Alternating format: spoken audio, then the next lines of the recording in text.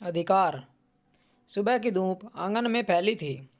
रसोई से रोटी की महक आ रही थी, पर उस महक में घुला था एक डर, एक दबा हुआ दर्द जो हर दिन बढ़ता जा रहा था।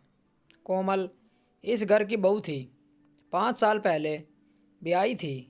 लड़की पढ़ी लिखी थी, पर ससुराल में पढ़ाई को अहमियत नहीं थी। यहाँ तो औरत की कद्र बस तभी होती जब वह झुक जाए। सास बिमला देवी हर बार तान कसती, इतनी देर क्यों लगा दी चाय में? मायके में ऐसे ही सिखाया है। हर शब्द जैसे किसी की आत्मा पर कोड़े की तरह लगता। कोमल मुस्कुरा देती, क्योंकि उसे लगता चुप रहना ही घर बसाने का तरीका है। पर धीरे धीरे वह चुप्पी ही उसके खिलाफ हथियार बन गई। उसका पति मुकुल दफ्तर से लौटकर आता तो माँ की बातों पर ही यकीन करता। माँ कह रही है, तुम जवाब देती हो। कोमल की आंखों से आंसू बहते, पर शब्द गले में फंस जाते। रात के खाने पर भी ताने चलते। सब्जी में नमक ज़्यादा है, स्वाद नहीं है। कभी कभी मुकुल की आवाज़ ऊंची हो जाती और फिर दीवारों से टकराकर वापस लौटती।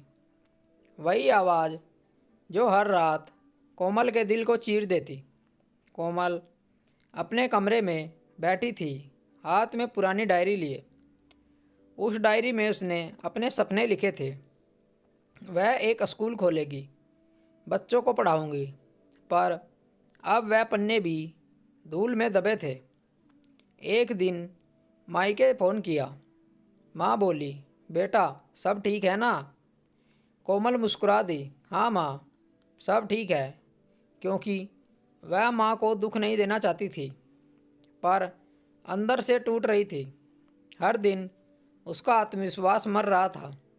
सास को लगता बहू के पास कोई हक नहीं होता, बस आदेश मानना उसका काम है।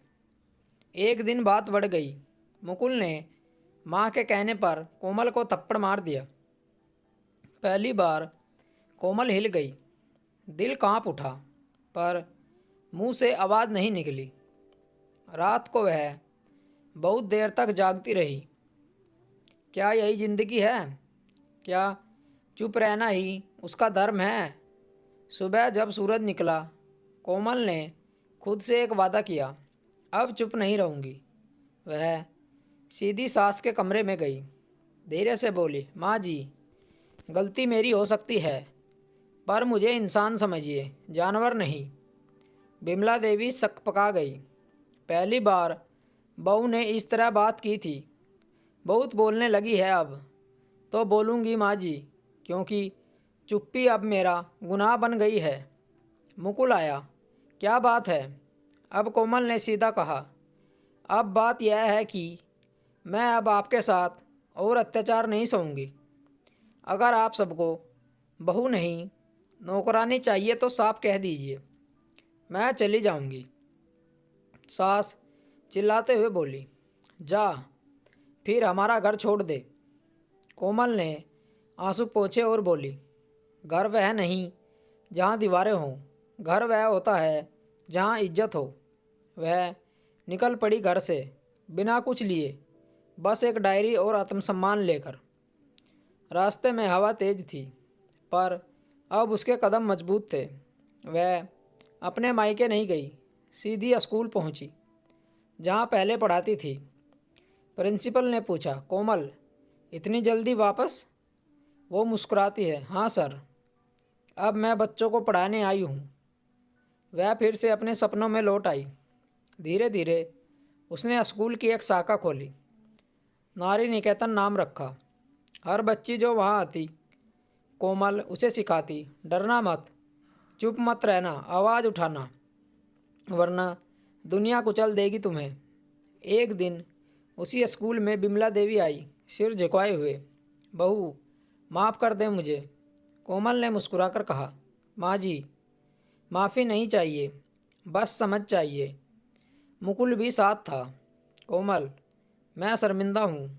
वो बोली, शर्म नहीं, बदलाव से कुछ करो। धीरे धीरे सब बदलने लगा। विमला देवी अब स्कूल में औरतों को पढ़ाने लगी।